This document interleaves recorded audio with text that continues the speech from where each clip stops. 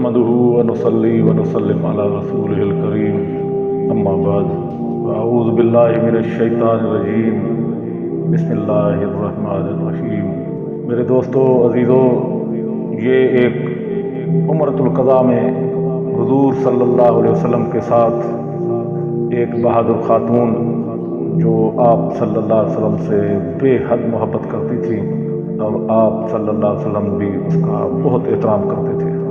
इस्लाम में कुर्बानी सिर्फ मर्दों की नहीं है और उस वक़्त की औरतों ने भी जो इस्लाम के लिए कुर्बानी दी है वो भी तारीख़ में सुनहरी लफ्ज़ों में लिखी हुई है।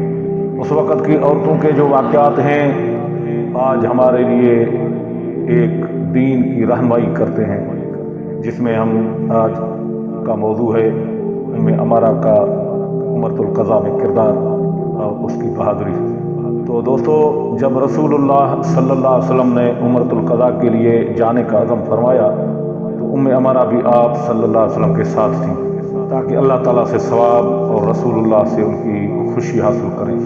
और ख़ुद उम्मे अमारा इस उम्रे की अदायगी के बारे में फरमाती हैं कि मैं उम्रतुल क़ज़ा के नबी सल्लल्लाहु अलैहि वसल्लम के साथ हाज़िर हुई और मैं हुदैबिया में भी हाज़िर थी। गोया कि मैं अब भी नबी सल्लल्लाहु अलैहि वसल्लम को देख रही हूँ जब वो बैतुल्लाह के करीब पहुँचे। आप सल्लल्लाहु अलैहि वसल्लम सवारी पर सवार थे और उसकी लगाम हज़रत अब्दुल्लाह बिन रवाह रज़ी अल्लाह तआला अन्हु के हाथ में थी। और मोमिनीन ने जब आप सल्लम के करीब पहुँचे तो सफ़ बना ली, हत्ता कि आप सल्लल्लाहु अलैहि वसल्लम वहाँ पहुँच गए। और उम्मे अमारा बयान करती हैं कि अहले हुदैबिया में से सवाए मरने या शहीद हो जाने वालों के उम्रतुल क़ज़ा में कोई गैर हाज़िर नहीं था। तो इस तरह उम्मे अमारा ने एक और एजाज़ अपने दूसरे एजाज़ात के साथ मिला लिया और खैर और बरक़ात का फैज़ आम किया, जिस तरह वो इल्म और रवायत हदीस से फैलाती रही हैं। यौम हुनैन में उम्मे अमारा की बहादुरी का एक थोड़ा सा बयान है जो मैं आपके सामने पेश कर रहा हूँ। उम्मे अमारा की यौम हुनैन में बहादुरी की रोशन मिसाली हैं जो हैबत में यौम उहद की बहादुरी और किरदार से किसी तरह कम नहीं। लुत्फ़ की बात यह है कि उम्मे अमारा ने 2 ग़ज़वों में हैरत अंगेज़ किरदार अदा किया और मुशरिकीन के आदमी कत्ल किए और उन दोनों जंगों में उनके दोनों बेटे अब्दुल्ला और हबीब रज़ी अल्लाह तआला अन्हु भी शरीक थे।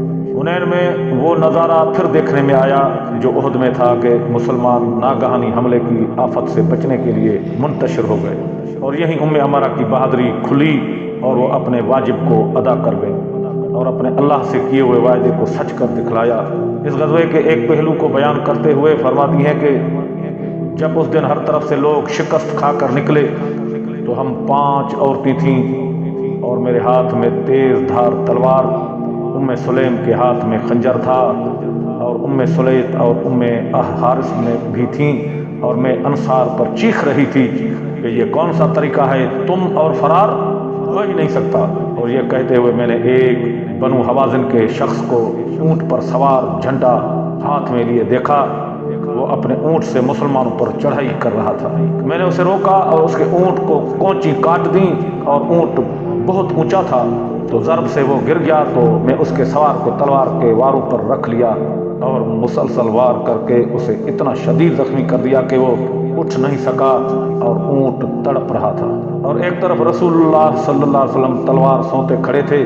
फिर आप सल्लम ने उसे नयाम में डाला और आवाज़ दी, ए सूरा बकरा वालों। तो लोग लौट आए और वो कह रहे थे, ए बनी अब्दुर्रहमान, ए बनी उबैदुल्लाह, ए खलीलुल्लाह। आप सल्लम ने अपने लश्कर का नाम खलीलुल्लाह, अल्लाह का लश्कर रखा था और मुहाजिरीन का शार बनी अब्दुर्रहमान और औस का शार बनी उबैदुल्लाह रखा था। तो अंसार भी लौट आए और हवाज़िन ऊँटनी के दूध की तरह कम रह गए और फिर उन्हें शिकस्त हो गई। खुदा की कसम, मैंने इस तरह की शिकस्त नहीं देखी थी कि वो हर तरफ से भाग गए हों। और मेरे दोनों बेटे मेरे पास लौटे तो वो कैदी साथ लाए जिनकी मश्कें कसी हुई थी। तो मैंने गुस्से में उनकी तरफ गई और एक शख्स की गर्दन पर हाथ जमा दिया और लोगों ने कैदी लाना शुरू किए। तो मैंने बनु हवाज़िन बिन नज्जार के पास 30 कैदी देखे और बाद मुसलमान शिकस्त खाकर मक्का पहुंच गए थे। वो दोबारा लौट आए तो नबी करीम ने सबको हिस्सा दिया। उस ग़ज़वे के साथ ही उम्मे अमारा का نبی اکرم صلی اللہ علیہ وسلم کے ساتھ غزووں کا سلسلہ ختم ہو گیا، لیکن جہاد کی محبت ان کی رگوں میں دوڑتی رہی، اور ہم ان قریب جنگ یمامہ میں ان کے کردار پر نظر ڈالیں گے، اور اس خاتون کے اتنے مراتب اور اعزاز ہیں کہ ہم انشاءاللہ تعالیٰ اگلے بیان میں بیان کریں گے۔